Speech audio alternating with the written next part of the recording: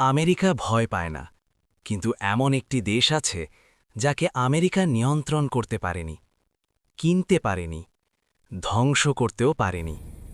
হ্যাঁ, ঠিক শুনছেন, সেই দেশের কথাই বলবে পারভেজ কামাল টাচ হিস্ট্রির মাধ্যমে। সেই দেশটির নাম ইরান। ১৯৭৯ সাল। ইরানের ইসলামী বিপ্লব শুধু একটি সরকার পরিবর্তন করেনি, এটি আমেরিকার মধ্যপ্রাচ্য নিয়ন্ত্রণের মেরুদণ্ড ভেঙে দেয়। সত্য, আদর্শ, মানবতা টিকিয়ে রাখতে প্রথমবার একটি রাষ্ট্র প্রকাশ্যে বলেছিল, আমরা আমেরিকার আদেশ মানব না।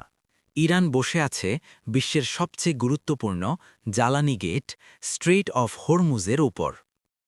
বিশ্বের ১/৩ তেল এই পথ দিয়ে যায়। ইরান আমেরিকার আতঙ্ক। মাত্র কয়েক ঘন্টা বন্ধ হলেই বিশ্ব অর্থনীতি হাঁটু গেড়ে বসবে। নিউক্লিয়ার আতঙ্ক। আমেরিকার ভয়, ইরান যদি পারমাণবিক শক্তি হয়ে ওঠে তাহলে আর কোনো নিষেধাজ্ঞা কাজ করবে না।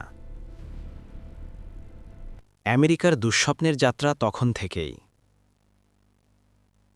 কারণ পারমাণবিক শক্তি মানে ভয় নয়, সমতা। প্রক্সি ওয়ার পাওয়ার। ইরান একা যুদ্ধ করে না। লেবাননে হিজবুল্লাহ, ইয়েমেনে হুথি, ইরাকে মিলিশিয়া, এরা সবাই ইরানের ছায়া শক্তি। আমেরিকাকে গোলক ধাঁধায় ফেলেছে ইরান।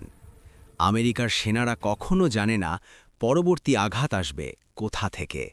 প্রক্সি ওয়ার পাওয়ার, আইডিওলজিক্যাল থ্রেট।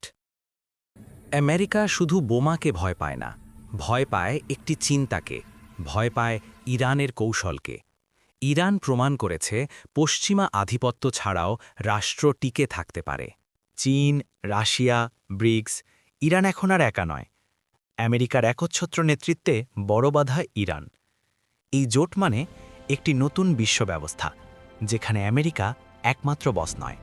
ইরান এখনও সুপার পাওয়ার নয়, কিন্তু সে এমন একটি দেশ যে আমেরিকাকে না বলতে শিখিয়েছে। আর ইতিহাস বলে, যে দেশ ভয় তৈরি করে সেই দেশই সবচেয়ে বিপজ্জনক, বিশেষ করে আমেরিকার জন্য।